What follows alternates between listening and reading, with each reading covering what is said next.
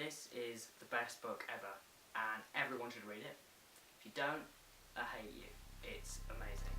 So since last time, I have tried to understand my microphone a little bit more, and I've come to the conclusion that it is the most complicated thing created by anyone ever, and I'm resorting using the inbuilt mic on my camera until someone helps me.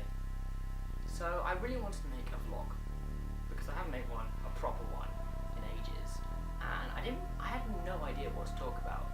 So I decided I would just do what I'm best at and tell a crap joke.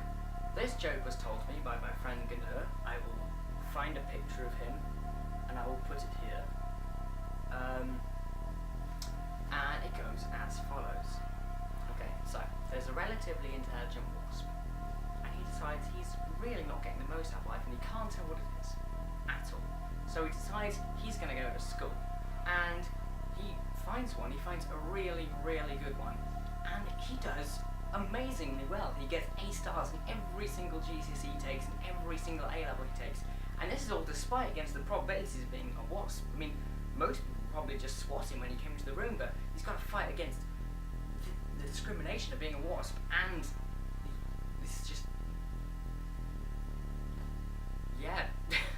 But he does so well in this school, he's actually accepted into several really prestigious colleges in America, and so he decides he's going to go to Harvard. So he rents a little place out there, and he flies over and he moves in, and it's a wonderful place. He just loves being there. So he decides to study politics. Shut up. And he does so well in that as well. He makes loads of really good friends, and his mind is brimming with all this new knowledge. So he looks around trying to find ways to apply it, and eventually he becomes the mayor for his local town, surprisingly.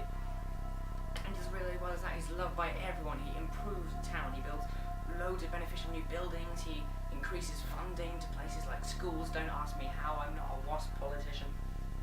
And he just keeps going up the ranks and going up the ranks for years and years, till eventually he's running for president with the Democrats, because he frickin' hates the Republicans.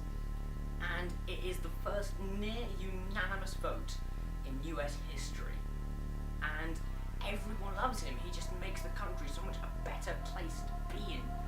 And he improves relations overseas. He manages to improve the economy.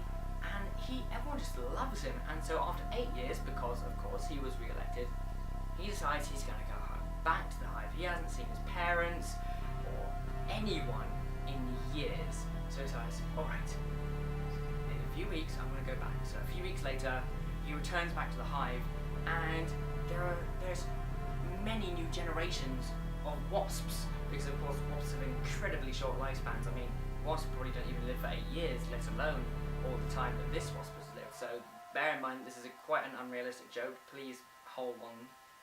And he's ready to tell all of the other wasps in the hive about all of his adventures. And so he gets up and he makes speech after speech after speech, and everyone in the hive loves him. And then after he's done all of these speeches and he's attended all these gatherings, he realizes he's a bit thirsty because of talking. I mean, who wouldn't be after all that? So he thinks, you know what I really fancy? I really fancy a beer. So he walks about 5 minutes over to the pub, but there's a huge queue at the pub. And he's like, oh, you know what, never mind, I'll just have some water. So he walks about 5 minutes over to the nearest water fountain. But there's a massive queue there as well. So, you know what, never mind, I'll just have some punch. And lo and behold, there's no punchline.